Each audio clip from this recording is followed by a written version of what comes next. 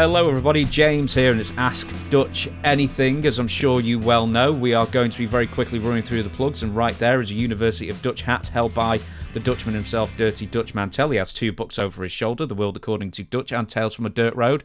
If you want them unsigned, you go to Amazon. If you want them signed, you make your request at Dirty Dutch Mantell with 2 L's at gmail.com. Dutch also has certificates from the University of Dutch that he signs himself with your name on it. Very classy looking things. Get them now for Christmas.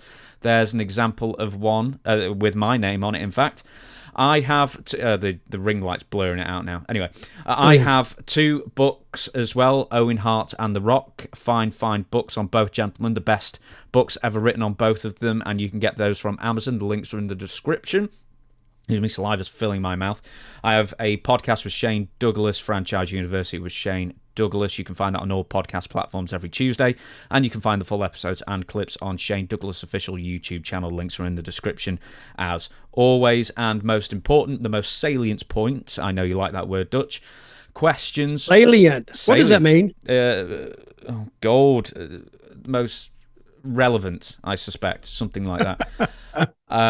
Questions for Dutch at gmail.com is how you write in to submit your question for the crafty veteran, the Dirty Dutchman himself, Dutch Mantell. And so many of you, goodness me, so many of you do.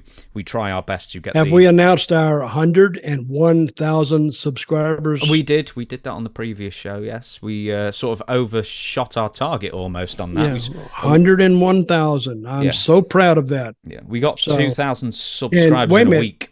How many people out there can say, "Hey, I do a podcast, and I got 101,000 subscribers"? Not many. Not very many. Not many. Not many in a world of 8 billion people. Not many.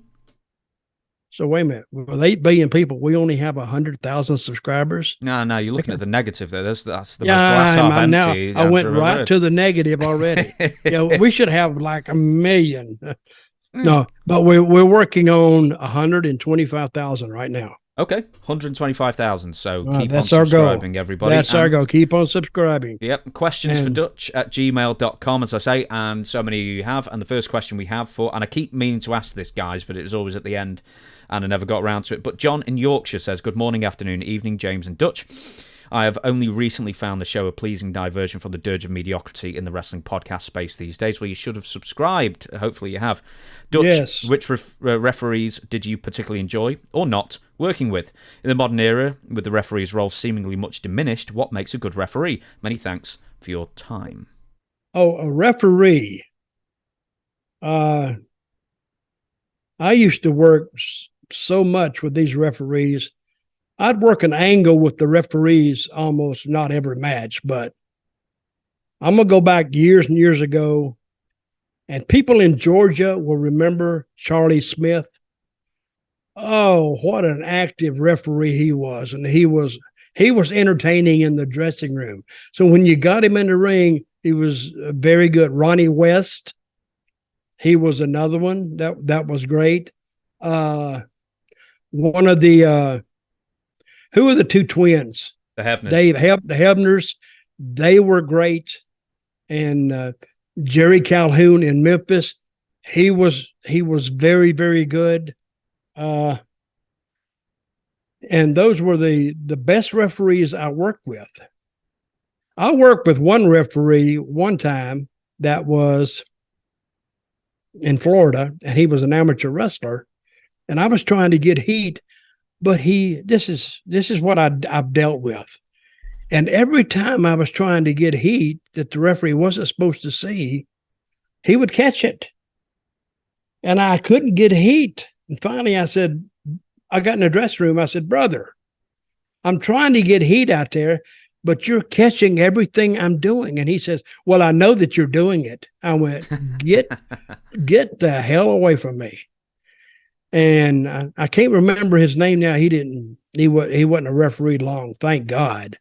But these referees were great. I used to do finishes with the referees where I'd hook the top rope and over a sunset flip, and the referee would break, and then kick the hands, and I'd go back 1, 2, 3. Oh, people would come up. Then I'd get after the referee and like, "I'm going to get you," and Sometimes I caught him, sometimes I didn't. Sometimes I caught him, got him down, and the babyface would make the save. But I mean, that makes a part of the match that's different. And you could take that at any time and turn it into an angle.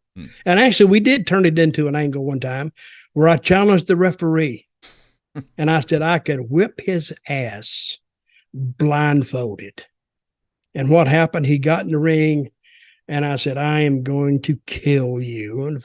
And the little referee's over there, and he had like a T-shirt on and some shorts. He looked like hell. He looked like a skinny guy next door.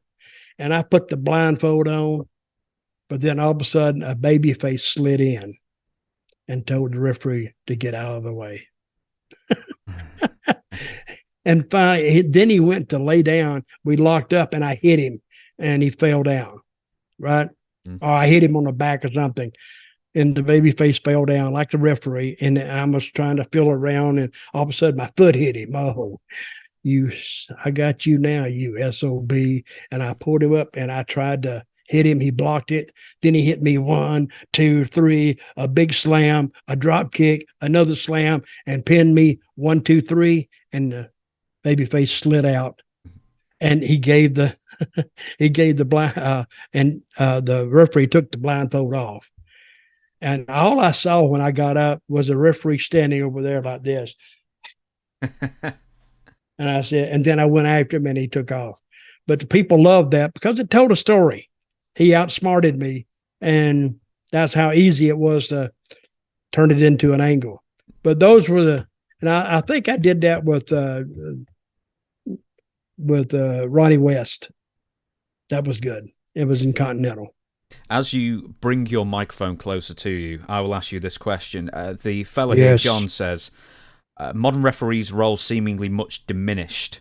In a sense, maybe true. In a sense, not, in the sense that you've got an earpiece now and they're constantly listening to directions and giving directives to the wrestlers, speed up, slow down, that kind of thing. Yep. So a referee's job is entirely different almost these days. Yeah, the referee always gave you cues anyway. When to go, when you're going on, stretch it out or whatever. But now they're just not a part of the match. I think that's what he's talking about. It's not diminished. It's actually increased. You just don't see it. So the referee is giving cues from the back now. And I don't know what that referee is hearing. I think he's just hearing from the desk, from the table, from the go position. But if he's got a part in there, he's still going to do it. But I don't think it's decreased. I think it's kind of increased, except you just don't see it. Freddie, do you remember being present for the official debut of the Mankind character? The match was Undertaker versus Justin Hawk Bradshaw when Mankind made his debut proper after weeks of vignettes. I don't remember that. I think I was already gone by then. You were at ringside. Why don't we have a look? I was? Oh, you were at ringside for it, yeah. 1 minute. Let's find it. Right, so, here we go. There you are, right there.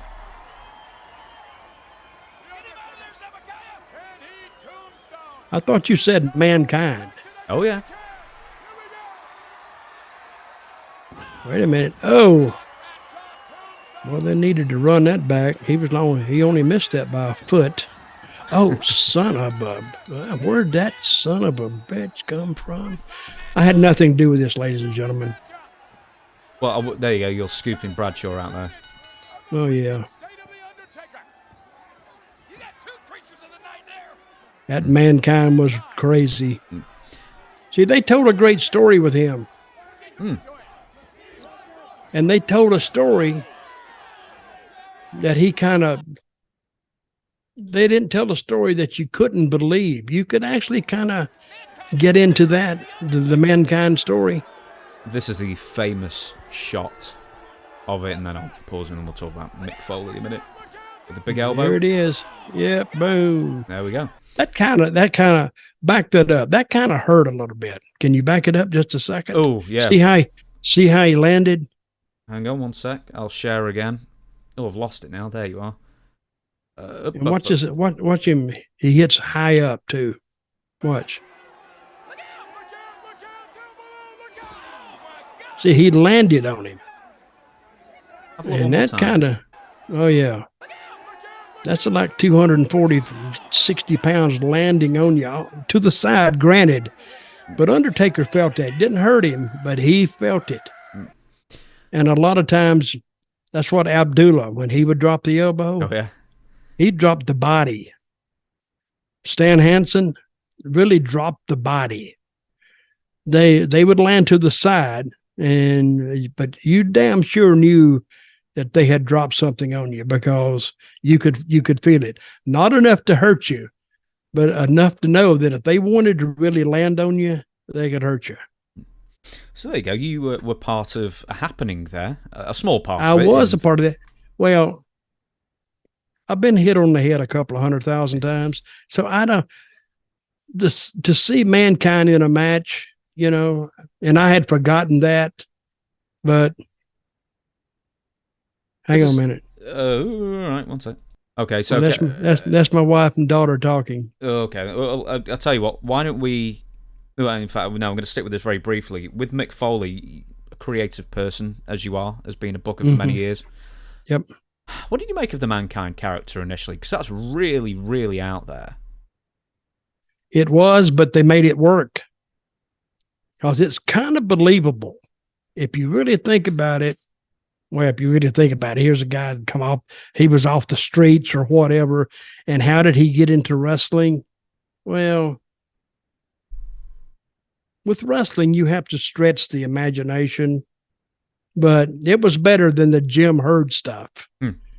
Here he's, and you could see him talk like he was trying to be sane, but he just wasn't there. He was off. And it kind of, that's where you could get a lot of sympathy on him too, because he wanted people to like him, and the way he talked, I think he's had this character in him the whole time, and he brought it to life, and more power to him. He was a great performer. He really was. With Jim Herd, I think, like, if Mankind came out while ringing a bell and with a hunchback, and maybe carrying an axe. Yep. That would work. And being a Catholic priest. That was a WWF one, not Jim Herd. Well, anyway, he could have all these gimmicks and just compile them into one and call it it. It's everything. No, because it is a Stephen King clown thing. Pennywise. Or call it what? With an upside down question mark at the end. What? What about Who? But Jim Neidhart took that. Who is a band? No, that The Who. But the wrestler, there was a wrestler called Who, and it was Jim Neidhart under a mask. No, it wasn't. You were in the company at the time when he was there. Wait a minute. All these things happened when I was there. I was there. Yes. And I don't even remember. You're going to make me okay, I'll find it. One sec. Hang on, right. Let me just Google this. Jim Neidhart Who. Oh, this has gone all sorts of wrong. See, the story behind the notorious Who. He had a mask on. Yeah, can you see that? Yeah. Do you not remember this at all? Maybe.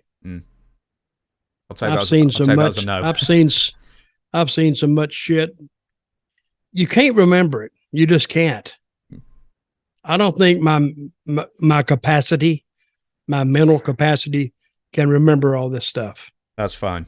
We're going to move on. Big D. You can only see bullshit so long, and it's like a vacuum.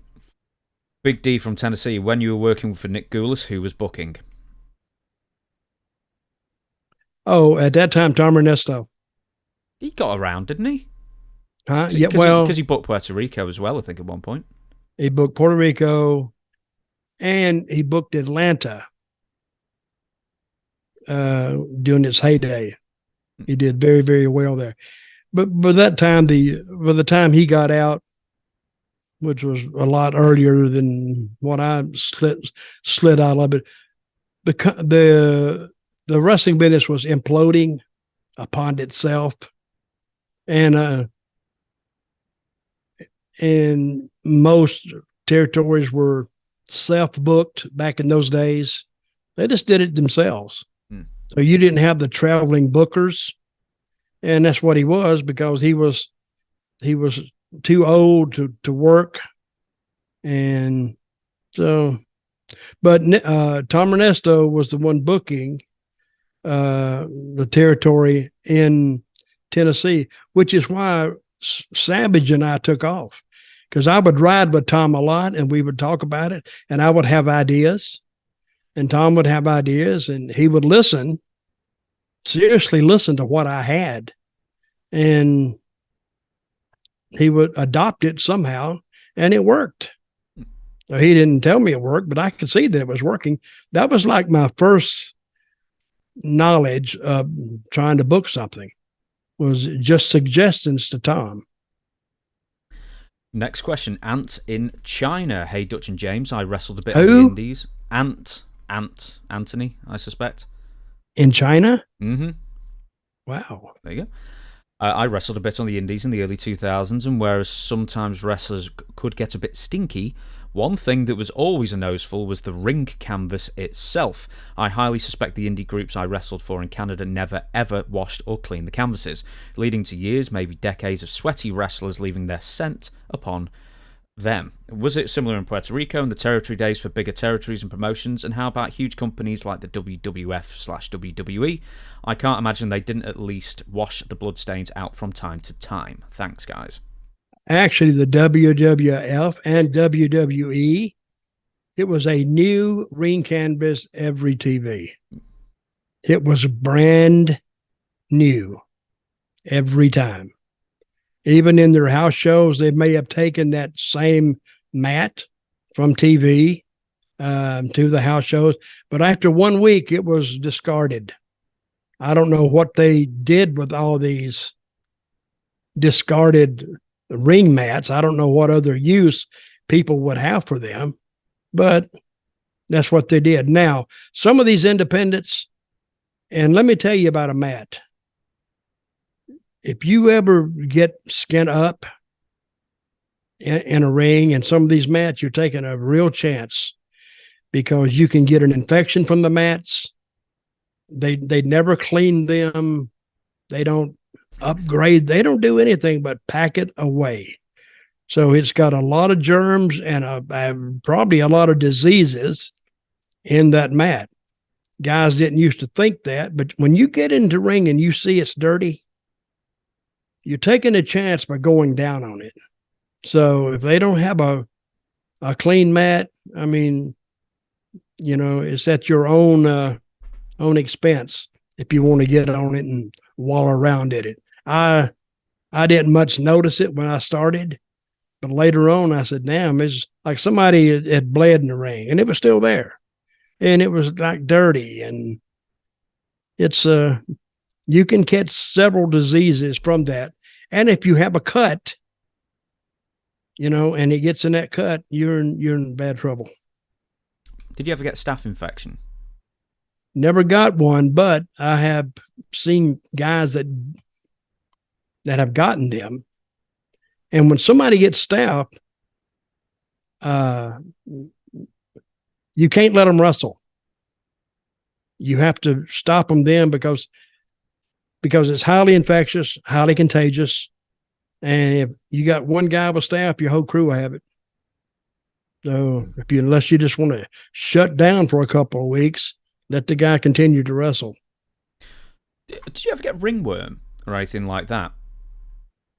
No. What is ringworm? It's like a bacteria that, like, my brother got it because he goes to Brazilian Jiu-Jitsu a lot, and he ended up catching ringworm, which is essentially just like a round circle. Yeah. Skin infection that ended up on his arm, and he was banned for 2 weeks because...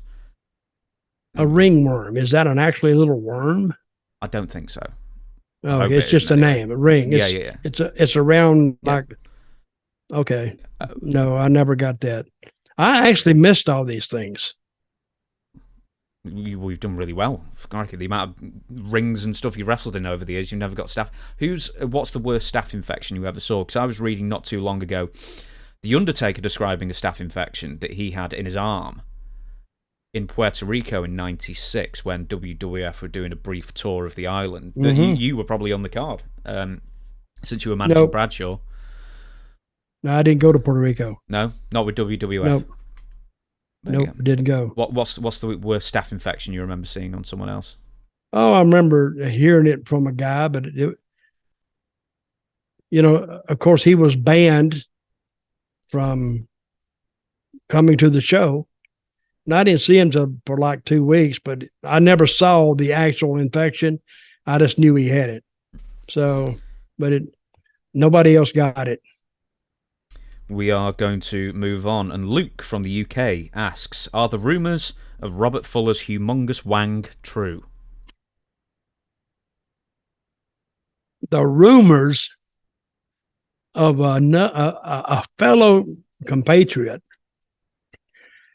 a fellow colleague of his wang, is it huge? I would have to say that I have been in a few showers with Robert Fuller, one of the big showers where you have multi, faucets, and I would have to concur that Robert Fuller is greatly gifted in that department. So he looked at me one night, and I'm going to say this. He says, Dutch, don't you wish you had one this big? And I said, Robert, tell the truth. I wouldn't want anybody to know my wife is so big either. And he didn't like that too much. But yeah, he's gifted. Let me say that. It was not Ronnie. Bernie Mac. I'm blessed. And wait a minute. Who asked this question? Luke. It's always now, dudes. It's always dudes want to know the size of other dudes' Why do you want to know what the size of Robert Fuller's ding-a-ling is? I mean, come on, man. But yeah, it's pretty big. Okay, I'll add a couple of things. One, is it true he could get it in a top wrist lock? No, I don't think that, but he could probably get it in a penis bar. He could probably grab the top of it and then grab his fist like that. He could probably do that.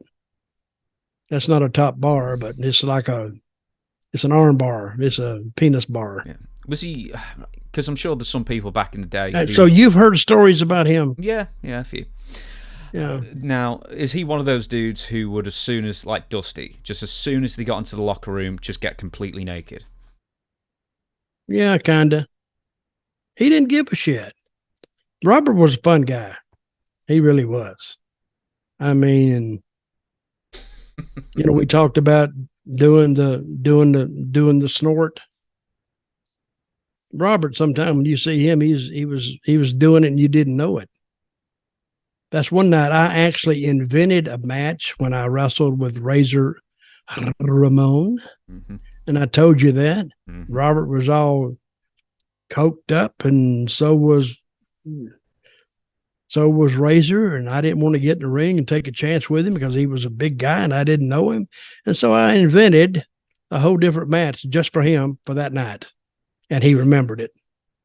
That is one of my favorite stories. We said we'd retell it one day, but we'll save it for another. We'll save it for another one. We're going to move on. Jeremy has sent in very nicely AEW's current seat filler guidelines. Yes, an abridged version. Now, there's nothing too amazing in here, but I thought you'd just like to know some of them. So I'll speed through these as best I can. Now, we heard about this from Louisville, right? Yes. Now, WWE has had seat fillers for many years, and AEW has seat fillers as well, like the Oscars, like a lot of things with an audience that broadcast on TV. So, Here are some of the rules that they set out for potential seat fillers. Your main purpose of the evening is to assist the television production, of course. Please arrive at the arena 1 hour 30 minutes before your scheduled start time of the event. At this point, an AEW official will tell you what you're doing. AEW official will notify you when a seat becomes open. This is your sign to jump to action with an exclamation mark. You will be directed on where to sit. Remain in that seat until the owner, quotation marks, of the seat returns, or an AEW official instructs you to move to it is... All right, it's just a bad sentence there. It is important that you are polite to those around you. Keep in mind that the seat you are occupying probably belongs to a friend or family member of those around you. Inform these people that you are only sitting in the seat until a person returns, so you actually can tell the people around you that you're a seat filler. Also, feel free to let them know that you're assisting in TV production. Once the ticket holder returns, quickly look at the seats surrounding this once empty seat to see if another seat needs occupying. If you see another empty seat, then sit in it.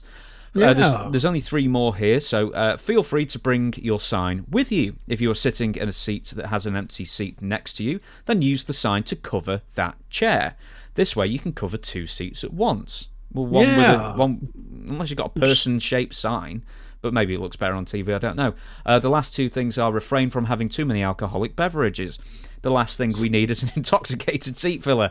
If we determine that you are visibly intoxicated, you will be ejected from the arena. And the last one is, and this is the most interesting one, you can take pictures of the event for your own personal use. You can also post them to your social media accounts if you want. However, we ask that you refrain from mentioning that you were a seat filler. We do not want the general public to know that we use seat fillers. No videotaping whatsoever. So, we've let that one out of the bag. But I think we sure have. Most people knew anyway. Do you feel bad now? Awful. I swear to God, I never knew anything about seat fillers, even when I was with WWF or WWE. Never knew about it.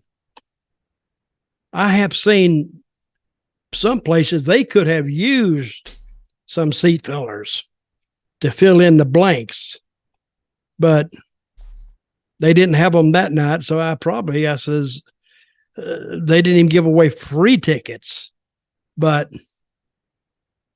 that's what he used to tell TNA. Don't get seat fillers. Just go to smaller arenas.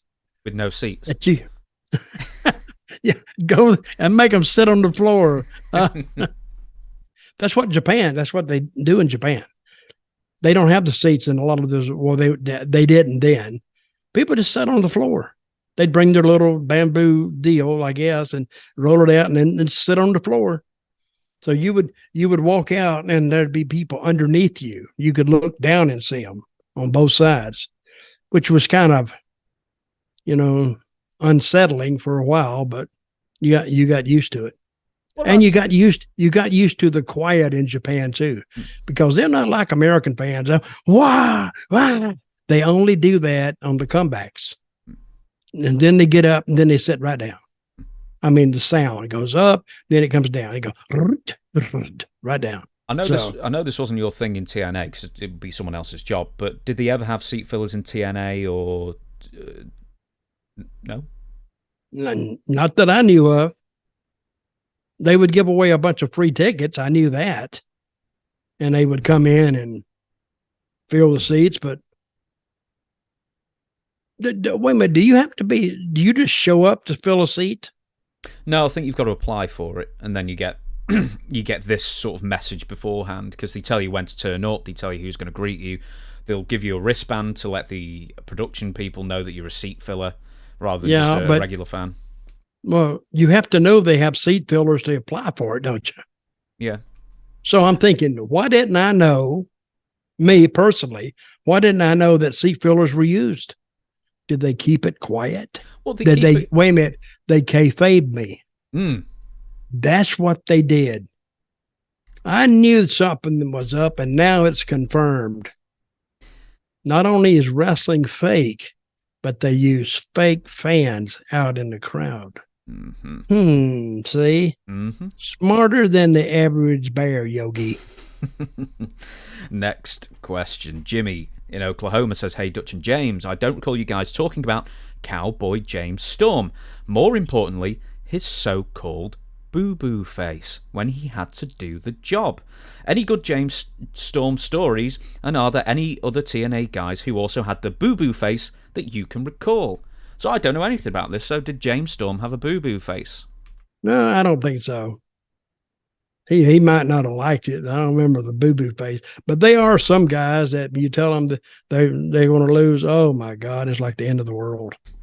Oh, my God, you think they want to kill themselves. I said, what's the deal, man? Because, see, I'm used to going out there and doing it. Sometimes I would rather do it than go over. Because as a heel, I'm expected to get beat, so I can do that. And this is what, I told you about maybe the last show. I talked about working with referees. This show. That was this show. Okay. I'm working with referees, but that's the last thing the fans remember. They don't remember that I lost. They remember what I did with the referee. Or they remember I used to pitch what I call a big hissy fit. I don't know what y'all call them it's like a baby. That's the same. Yeah, a big hissy fit, and I would lose the match, and I'd go over in the corner like I'm crying. People say, "Oh, stop!" And I said, "Hey." And then I'd go to the ring, and I'm just so incensed. I'd just jump up in the air and just beat the mat, and they'd get a big pop out of that. Then I would take the mic, and I said, "Thanks to your rudeness and crudeness. And I would like to announce publicly right now, due to your particular behavior tonight, I'm announcing I will never, ever come back to this town again." And I leave, and that got a big pop. But see, that was better than the match, because they would remember that instead of me just going in and getting beat, and the last thing they see me is laying flat in the ring. At least I had life. So they would leave, they wouldn't say, "Oh, Dutch got beat tonight." They'd say, "Well, Dutch pitched a damn big fit at the end of it, didn't he?" That's what they remember. That's what I wanted them to remember. So, what was the question? Well, no, it did relate. Let's have some names out of you then. Not like main event people, like Steve Austin or something like that, where it really would have mattered whether he won or lost. But someone who was on the undercard who would fight you tooth and nail over a win or a loss. Do you remember any names? Not right offhand, but see, WWE, they know better than to pitch a fit, because they just let them go. They wouldn't put up with it at all. TNA at one point tried to assuage guys, convince guys that it was in their best interest to do it. And of course, if it was part of the angle, I mean, it fit the angle with James Storm. And I like James Storm. I think he's a great worker. He's a good friend, but I never remember, but he didn't give a crap. I don't remember, but if it was part of the angle, he was fine. Now I can see his reluctance when we're just going to go out and beat him for no reason, because he had been pushed pretty hard in the company. So him going out there and doing this for whoever didn't make a lot of sense. So I don't blame him there. Some of the other guys, let me think this guy's name. He did think, or? Yeah, pause a minute. Okay, then. Okay, you thought of a name, Dutch? I have thought of a name. And I like this guy, and his name was Low-Key. Low-Key did not like to lose. Because the most you can remember when you meet Low-Key is he has a different look about him, but his voice. What is the purpose of me losing? And I would try to tell him, whoever was giving him the finish would try to tell him, yeah, we're going to do this and this and this.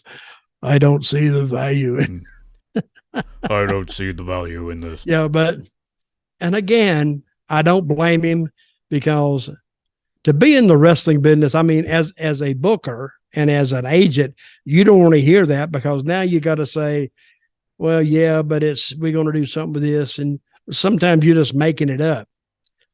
But if you're in the wrestling business, if you don't think you need to be in the main event, then you really don't. You don't need to be there. You got to think that you are more valuable, and the best worker on the card is called ego. Mm-hmm. But if you don't really have that ego and that personality, you really don't need to be there, because you got to think that you're the best and go out there and try to prove it every night. So I don't blame guys for that, but sometimes they are difficult to work with. Next question. Spencer Yates, hello. Why did you ask me that question? Why did you ask me that question? Spencer Yates says, hello, Dutch. As fans of history of pro wrestling, we have heard tales of St. Louis and Kansas City being strongholds for the NWA since 1948. Wrestling at the Chase from Sam Mushnick's St. Louis Wrestling Club and Central States Wrestling at Kansas City has been talked about by legends like the Funks, Harley Race and Ric Flair as the place to make it as a pro wrestler. With those two offices or territories being held in such high esteem from wrestling legends, however, almost every wrestler I have listened to speak about the area from about 1980 onward, said the crowds were small, pay was terrible, and they couldn't wait to leave. And I think this is especially with Kansas City. The only insight I have heard about what caused business to go down in Missouri was from your dear and always honest friend Ric Flair, saying that Bob Geigel was the worst promoter of all time. I would like to know if you would have any insight to what caused the downfall of wrestling in that area. Thank you for your time and love the show. So the downfall of Bob Geigel in Kansas City specifically, and the Missouri area. If you ever saw the show, you'd know. The TV show was the shits. In what way? It was just bad. It was just a bad show. It had a bad announcer. I mean, it was studio wrestling. And then they, at the top heel, they had Bob Brown, who was 5'8", weighed about 210 pounds, maybe. And he doesn't have a good presentation. I mean, the show was just bad, and he had no creativity about it. It was just a wrestling show, and you watched it, and not a lot of people watched it. And you know, St. Joe, Missouri is close to Kansas City, and that was like a weekly town, like a Friday night town, and a big building too. It'd probably seat 5,000 people. They might have 200 people sitting out there on a Friday night, or maybe 300, but you could put 500 in that building and it'd still look empty. I don't know why they continued to run it. Kansas City was terrible. I mean, you would think that that's the biggest, that's their anchor town, and that's their hometown. They did zero there. The best town when I was there was Topeka and Wichita, and it's only because I'm not saying me, but I came up with this gimmick that the Oates boys were leaving. So I said, why don't we have a loser leave town match? And I learned a big lesson from this too. And we went to Wichita and Topeka, and they weren't sold out, but they were a hell of a lot better than they normally were. But when the Oates brothers lost, you could just hear this in the building. Because we didn't pay it off. Now, if we had lost, oh, that's a big one. You know, but the Oates boys were leaving, so I don't know what else we had to do in that, but I learned a valuable lesson by trying to even arrange that, because if you're not going to blow that off in a positive way, you really hurt yourself coming forward. Because the Oates brothers, they were over in the territory. Ted and I forgot his brother's name. Ted and I forgot his name. Porridge. But anyway, Porridge Oates. What's his name? I'm joking. I just said Porridge. Porridge Oates. Come on. Oh my God! I went, what? It's Jerry. Jerry. Jerry Oates is his name, and I remember with a little prod from James. But when they lost, brother, when we come back a week later or 2 weeks later, it was crickets. You could I've said this before, you could shoot off a shotgun in the place and not hit anybody. And we weren't making any money. I could not wait to get out of there. This Bob Geigel didn't know how to book, and he didn't want to bring a booker in. And if you don't want to bring somebody in that will kind of has knowledge of it, how to book a territory, then you're just you're dead on arrival. And that territory it was horrible.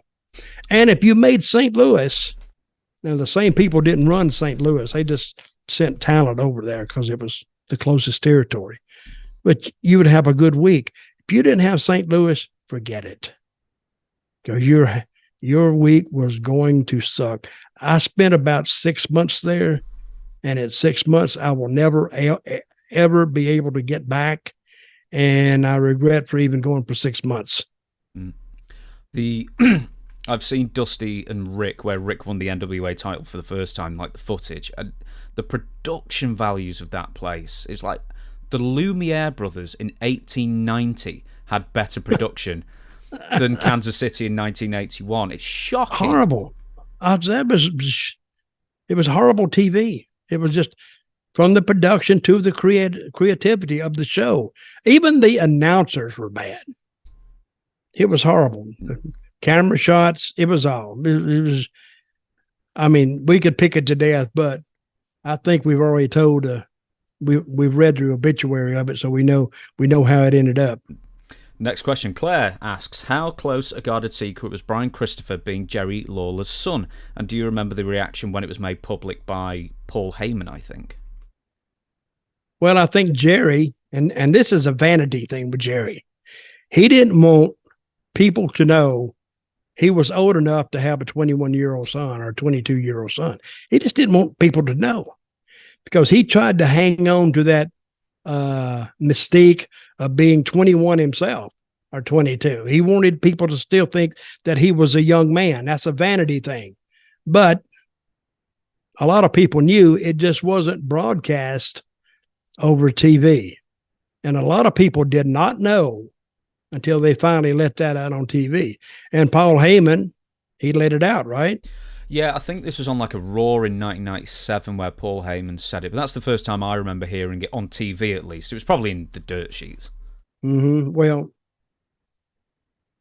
the people who read the dirt sheets knew, but the majority of people didn't read those dirt sheets. You know, it was like an inside club, and they had all this inside information, and they knew this.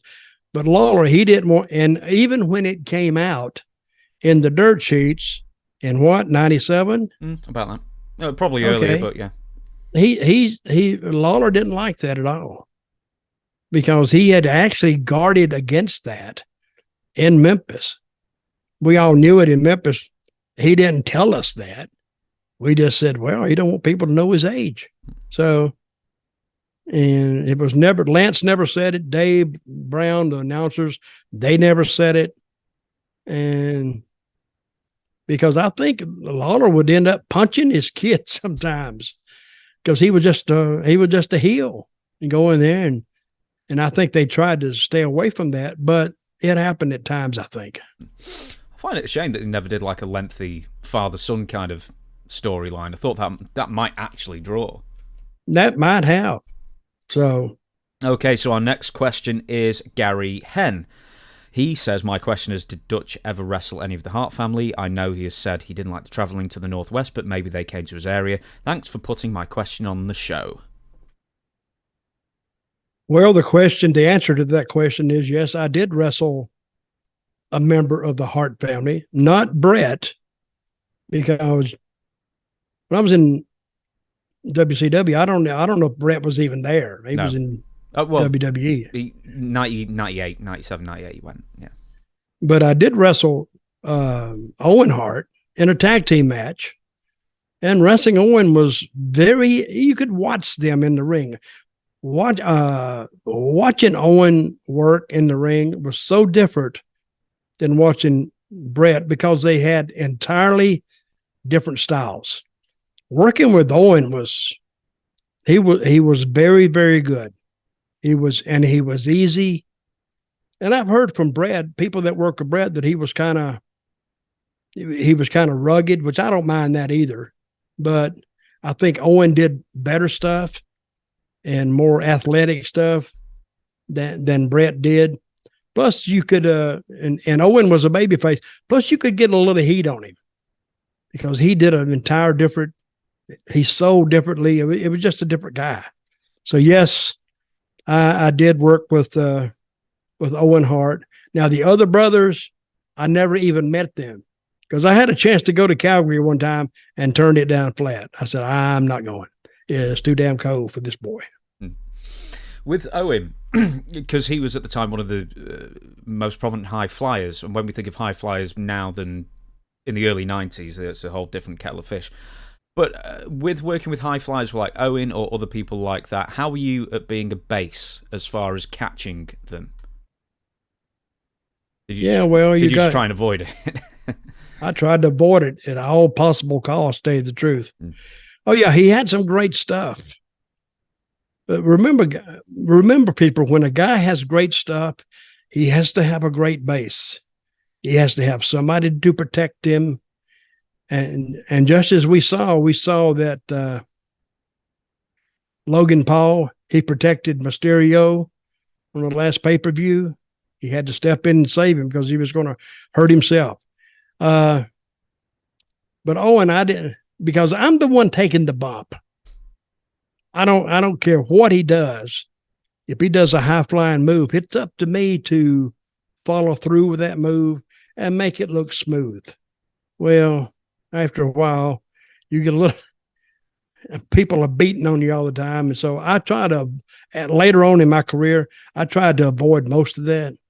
But but Brett never did that stuff. Probably Brett would have fit more my style than Owen was. But we had a good match. So we got in it and got out of it. I'm sure I'm the one that got beat. But, well, I don't know that because the match I remember, Randy Colley was in it. He may have got beat because he got hurt. Broken arm. Was it that? Yeah, he did get hurt. I forgot what it was now. Maybe it was a broken arm. Yeah, I think the old story was that you've told on the show before was that Owen wanted to dive off the ring, the top rope, onto the outside, and he said to you, "Will you do this?" And you're like, "Nope." But Randy said he would, and he ended up getting hurt. Yeah, Randy said, "I'll do it. I'll do it." First mistake. Okay, we've got either one or two more questions depending on time. Francisco and 1.5-year-old Valentino would like to ask, "Hey Dutch, remember first seeing you in WCW searching for Stan Hansen, which we were talking about in the last episode, but always saw you in the Aptomags. Huge fan of the show, and you may have stolen us from Cornette. Quick question, have you ever seen the Stan Hansen Nobody Potatoes Me video on YouTube?" Well, I haven't seen that. Well, why don't we watch it? Yeah, let's watch that. Okay, so here is apparently the initial potato. And this is slow motion. So the guy in the black, what looked like black trunks there, gave him a kick right in the face. Damn. I don't think I've ever seen Stan Hansen do a tope. Or a suicide dive, whatever it is. Look, he's hot. You piece of crap. He's beating the crap out of him. In the chairs. Look. I'm going to skip. That's Terry Gordy, right? Terry Gordy with him? Yeah, Bam Bam. He's there as well. I think he's... I'm going to forward this a tiny bit because he gives our man there two of the hardest slaps you'll ever hear in your life. So I'm going to rewind that and turn it up.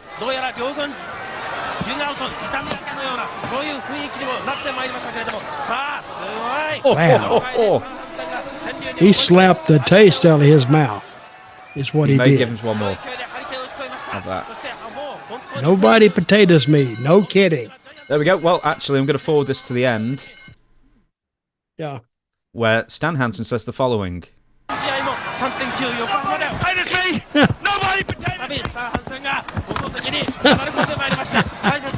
There you go. Nobody potato Stan Hansen for good reason.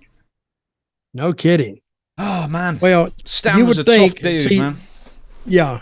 Well, Stan liked that rough stuff. And they like that rough stuff in Japan like that. But, I mean, Stan's 280 pounds. And he don't give a crap. I don't think you could beat him up if you wanted to. I don't think you could knock him out. And he would just maul you, and he just probably one of the toughest guys ever. I would like to see him against Haku. Mm-hmm. That would be a hell of a fight. And Stan, if you just met him, he's laid back and yeah, man, and but you fire him up and you saw what he could do. Thank God that wasn't me, because if he'd have threw him and dived over the ropes like that at me, you know what the next thing I would have done? I'd just quit. I'd just run out the door. They say, where did Dutch go? And I'd be in the dressing room, getting my stuff on so I could get out of there so I don't have to see him after the match. But he's right. Nobody potatoes Stan Hansen. And you know who else nobody potatoed? Bruiser Brody. Mm-hmm. They didn't do that either. So because if they did, they knew that they had an ass kicking coming, and they got it. So all you could do was just lay back and cover up, because you were going to get it one way or the other. And then, but when you get to the dressing room, they're not mad. They say, you okay? And you say, yeah, I'm okay. And shake hands and you go.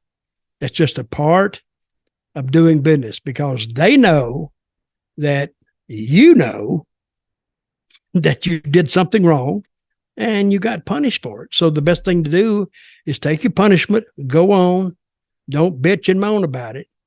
But if you wanted to bitch and moan, now back in the dressing room was the time to discuss it. If you still wanted to fight, let's fight. But most of the times, that's what it ended with. We'll say, you okay? And shake hands and thank you very much and go. Did you ever wrestle, Stan? Wrestling is a weird business. It really is. Somebody go out there and just beat the dog shit out of you, and you're going to walk into a room and he says, you okay? And you say, okay, and shake hands and walk away. That's a weird business. What was your question? Have a what? Have you ever wrestled Stan? Hell no. Because I was going to say, you would have eventually had to if he'd stuck around with the Desperados thing. Nah, I don't think so. No? Well, they never said where it was going. This is what I thought. Well, eventually, we're going to have to find that bastard. And what I thought would happen was that he would clean all three of our clocks. And then we're sitting around, now we're commiserating like, well, he just don't know what we need him for. Maybe we need to confront him. And after a couple, he beats the shit out of us again. Yeah, we would have had to face him.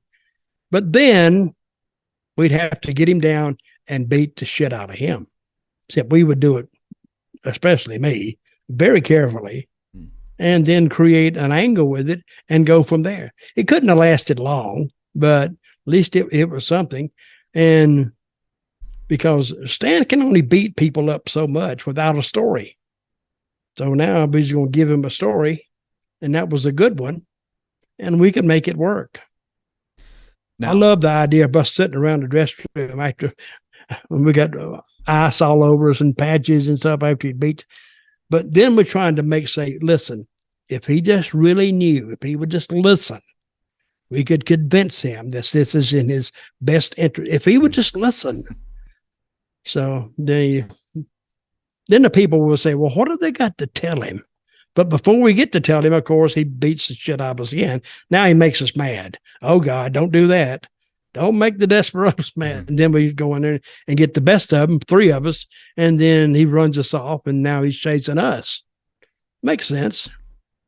Going to finish. This needs to be a very quick answer because we've got to go, because we've actually got a special third episode that we're going to release in December that we've got to record very soon. Dylan says, hey, Dylan here once again. What's your prediction for the winner of the 2024 Royal Rumble? I don't know who's in it. No one knows who's in it yet. Well, I don't know either. So why would I? How would I know who the winner would be if I don't know who's in it? Okay, who do you think would be most logical to face Roman Reigns at WrestleMania 40 then? Let's say that's the person who's going to win the Rumble. Okay, let me say would be LA Knight. LA Knight, okay, and Cody Rhodes. Funny you mentioned Cody Rhodes, because I have put a bet on, like 2 months ago, I'd completely forgotten I'd done it, for Cody Rhodes to win the Royal Rumble. £25 at 13-2, which is pretty good odds. Cody Rhodes? Yep. Yep. I bet my money on Cody Rhodes on that one. That's what I would think. Right, so we're going to leave it there. Thank you very much, everybody, for watching. As I say, this is going to be a very quick outro. Questionsfordutch@gmail.com if you want to email your question for future consideration. And Dutch, thank you very much for joining us and entertaining us. We the people. We the people.